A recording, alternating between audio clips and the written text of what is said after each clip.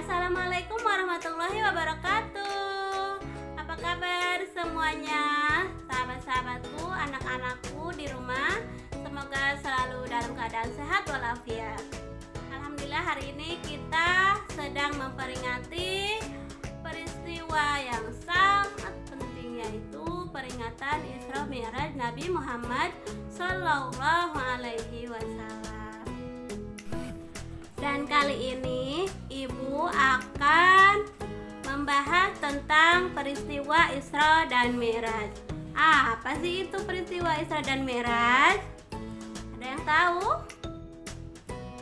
Ya, peristiwa Isra Mi'raj ini terjadi pada tanggal 27 Rajab 621 Masehi.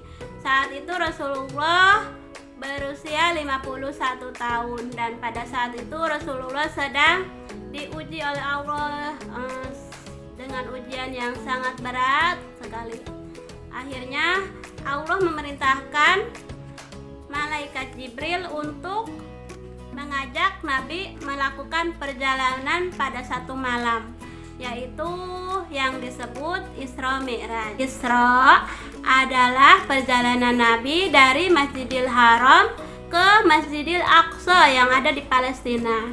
Dari Masjidil Aqsa ini kemudian Rasulullah melanjutkan perjalanan ke atas langit sampai ke Sidratul Muntaha.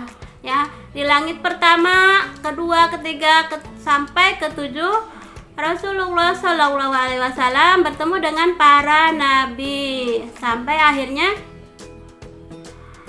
bertemu dengan Allah di Sidratul Muntaha, yaitu singgasananya Allah, kerajaannya Allah, ya. Dan Allah memerintahkan perintah sholat 5 waktu.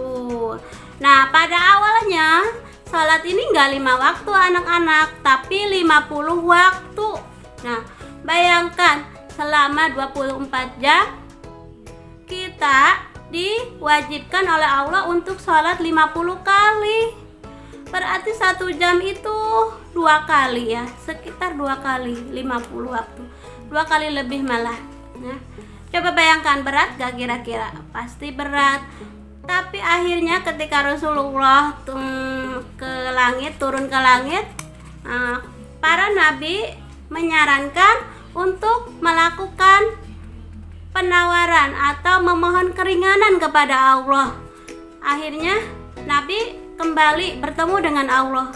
Ya Allah, jangan 5 waktu. 5 waktu tuh berat, umatku gak akan sanggup, kata Nabi. Akhirnya Allah mengurangi jadi 45. Kemudian turun lagi ke langit. Kata Nabi yang lain, jangan, 45 masih berat buat umat kamu. Akhirnya Rasulullah kembali lagi kepada Allah. Ya Allah, tolong kurangin lagi. Umatku masih berat kalau 45 waktu.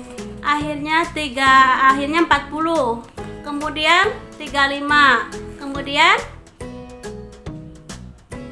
30. Kemudian 25 sampai akhirnya 5 waktu, dan Rasulullah udah malu, nggak mau nawar-nawar lagi. 5 waktu di sini.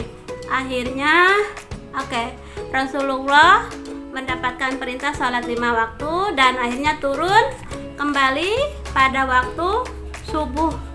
Dan pada waktu subuh ini Rasulullah langsung sholat subuh. Begitu. Inilah peristiwa Isra Mi'raj. Dan di sini pasti ada yang percaya dan tidak percaya. Di sini ada yang percaya, yaitu siapa? Abu Bakar As-Siddiq. Makanya Abu Bakar ini disebut dan mendapatkan gelar As-Siddiq karena orang yang membenarkan peristiwa Isra Mi'raj.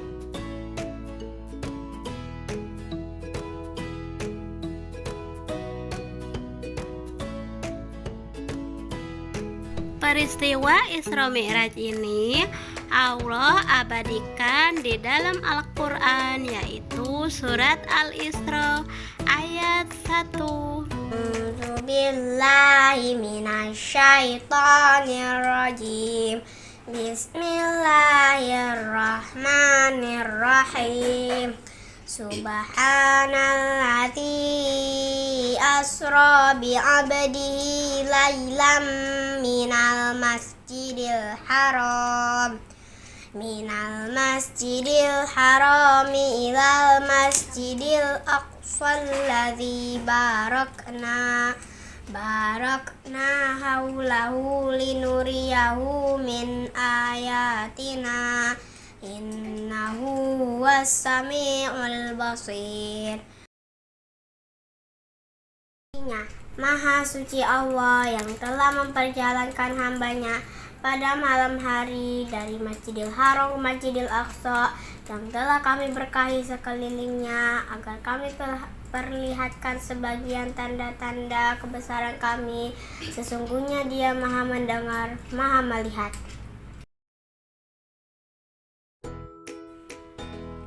Dari peristiwa Isra Mi'raj ini kita bisa mengambil hikmah, ya, bahwa dalam satu malam Allah bisa memperjalankan hambanya dari bumi ke langit ketujuh. Coba bayangkan, ini kan jauh sekali, nggak mungkin bisa dijangkau oleh manusia dalam satu hari satu malam.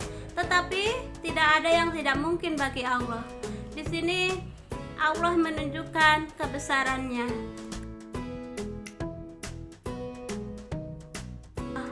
Dan yang kedua adalah peristiwa Isra Mi'raj ini kita diperintahkan untuk sholat 5 waktu. 5 waktu dari hidup kita selama 1 hari atau 24 jam. Tapi kita sering sekali bermalas-malasan untuk sholat. Oleh karena itu, yuk anak-anak kita sholat 5 waktu sehari semalam, karena ini perintah Allah, perintah langsung dari Allah, tidak melalui malaikat Jibril, dari Allah langsung kepada Nabi Muhammad SAW. Kita tidak boleh meninggalkan sholat 5 waktu dalam sehari semalam, karena ini adalah perintah Allah dan amal yang pertama kali dihisab oleh Allah pada hari kiamat adalah sholat. Jadi walaupun kita sedang sibuk, walaupun kita sedang capek, sedang sakit, kita tidak boleh meninggalkan sholat. Lagi sakit nih, nggak bisa berdiri, bisa sambil duduk sholatnya. Tidak bisa duduk, bisa sambil berbaring. Tidak bisa sambil berbaring, bisa sambil merem. Tidak sambil merem, disolatkan. Ayo, apa mau nunggu disolatkan atau mau kita sholat sekarang? Oke, terima kasih anak-anakku sudah nonton video ini. Semoga bermanfaat dan kita bisa mengamalkannya. Terima kasih. Wassalamualaikum warahmatullahi wabarakatuh.